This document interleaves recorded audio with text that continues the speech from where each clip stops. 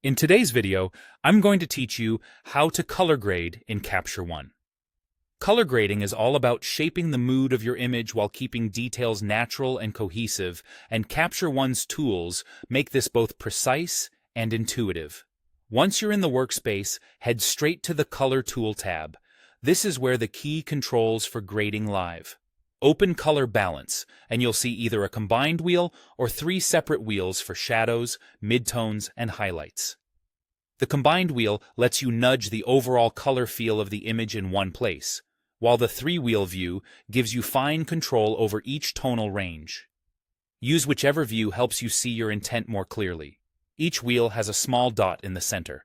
Click and drag that dot to shift the color tone. Moving it toward teal or blue introduces cooler tones, while sliding toward orange or yellow warms things up. Think of it like steering the mood. Blue leans moody or modern. Orange leans inviting and sunny. Keep your movements subtle at first. Tiny changes can have a big visual impact, especially when you're working across multiple tonal ranges.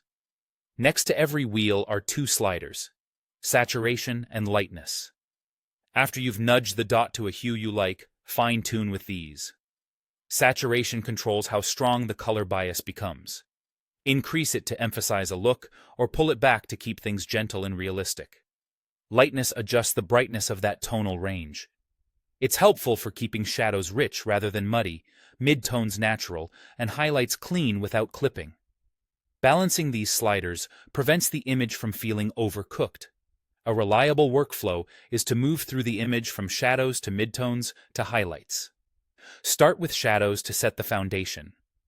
A subtle push toward teal can cool heavy blacks, or a hint of warmth can make them feel deeper and more cinematic. Then move to midtones, where most of your subject and skin tones live.